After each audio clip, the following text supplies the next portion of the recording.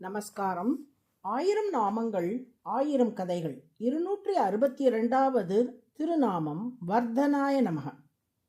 ராமானுஜரின் சீடரான கூரத்தாழ்வான் காஞ்சிபுரத்துக்கு அருகிலுள்ள கூரம் எனும் ஊரில் பெரும் செல்வந்தராக வாழ்ந்து வந்தார். ஆனால் அந்த செல்வங்களை எல்லாம் ஏழை எளியோருக்கு தானம் செய்துவிட்டு ராமானுஜரின் திருவடி தாமரைகளையே மிக உயர்ந்த செல்வமாக கருதி தமது மனைவியான ஆண்டாளுடன் திருவரங்கத்தை அடைந்து அங்கே ராமானுஜருக்கு தொண்டு செய்தபடி தம் வாழ்க்கையை நடத்தி வந்தார்.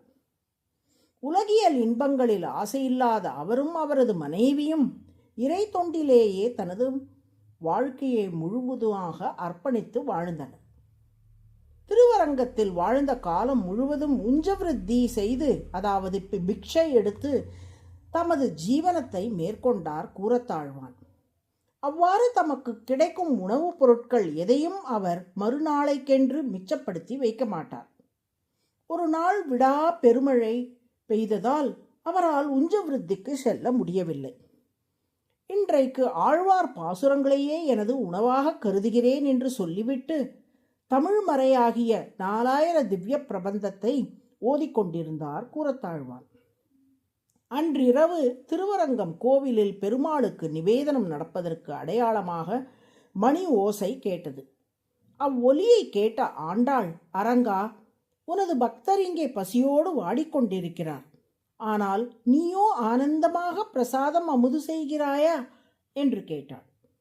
தன் பக்தையின் வருத்தத்தை உணர்ந்து கொண்ட அரங்கன் உடனே தமது கோவில் நிர்வாகியான உத்தம நம்பியை அழைத்து அப்போது நிவேதனம் செய்யப்பட்ட அக்கார அடிசலை கூரத்தாழ்வான் இல்லத்துக்கு அனுப்பி வைக்க சொன்னார். தம் இல்லத்துக்கு பெருமாளின் பிரசாதம் வந்ததும் அரங்கனின் கருணையை எண்ணி ஆனந்த கண்ணீர் வடித்த கூரத்தாழ்வானும் ஆண்டாளும் அந்த பிரசாதத்தை மகிழ்ச்சியுடன் உண்டனர். தசரதனின் புத்திரகாமேஷ்டி யாகத்தில் வந்த பாயசத்தை உண்ட அவனது மனைவியருக்கு ராம லக்ஷ்மணாதிகள் மகன்களாக பிறந்தது போல் அரங்கனின் பிரசாதத்தை உண்ட ஆண்டாளுக்கு அரங்கனின் அருளால் 2 மகன்கள் பிறந்தார்கள். வியாசரின் தந்தையான பராசர ரிஷி மற்றும் வேதவியாச ரிஷி ஆகியோரின் நினைவாக அவ்விரு குழந்தைகளுக்கும் பராசர பட்டர் என்றும் வேதவியாச பட்டர் என்றும் ராமானுஜரே பெயரிட்டார். அவர்களுள் பராசர பட்டரை தன் கருவறைக்கு எதிரில் உள்ள திருமண தூண்களுக்கு அருகே தொட்டிலிடுமாறு திருவரங்கநாதனே ஆணையிட்டார்.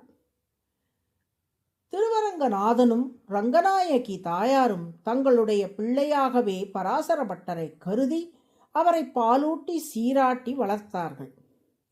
ஒருமுறை பெருமாளுக்கு நிவேதனம் செய்வதற்காக வைக்கப்பட்டிருந்த அக்கார அடிசலை குழந்தையாயிருந்த பராசர பட்டர் தன் கைகளால் எடுத்து அலைந்து துழாவ, அமிழ்தினும் ஆற்ற இனிதே தம் மக்கள் சிறுகை அளாவிய கூழ் என்ற குரலுக்கேற்ப பட்டரின் கையால் அளாவப்பட்ட அந்த பிரசாதத்தை மேலும் மகிழ்ச்சியோடு பெருமாள் நிவேதனம் கண்டருளியதாக வரலாறு உண்டு.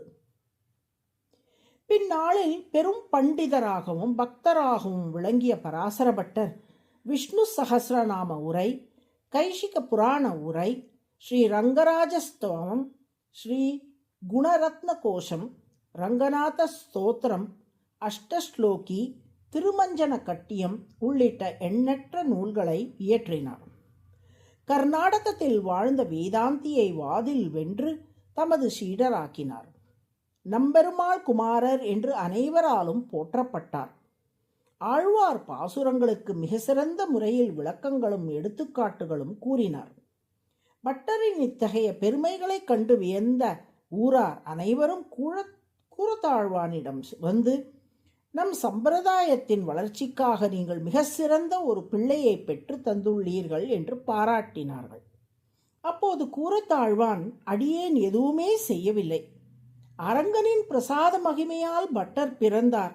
அவருக்கு ஞானப்பால் ஊட்டி வளர்த்தவர்கள் பெரிய பெருமாளும் பெரிய பிராட்டியாரும் ஆவர். எனவே எல்லா புகழும் அரங்கனுக்கே என்று விடையளித்தார். இவ்வாறு ஒரு தாய் குழந்தையை பாலூட்டி வளர்ப்பது போல் பராசர பட்டர் போன்ற அடியார்களுக்கு திருமால் ஞானப்பால் ஊட்டி ஆடோடு அறிவும் வளரும்படி அருள் புரிந்து அவர்களை மிக சிறந்த பண்டிதர்களாக ஆக்குவதால் திருமால் வர்த்தன என்று அழைக்கப்படுகிறார். வர்தன என்றால் ஊட்டி வளர்ப்பவர் என்று பொருள். அதுவே சகஸ்ரநாமத்தின் 262வது திருநாமம். வர்தனாய நம என்று தினமும் சொல்லி வரும் அடியார்கள் அனைவருக்கும் நல்ல ஞானத்தை திருமால் ஊட்டி அருள்வார். நாராயண நாராயண.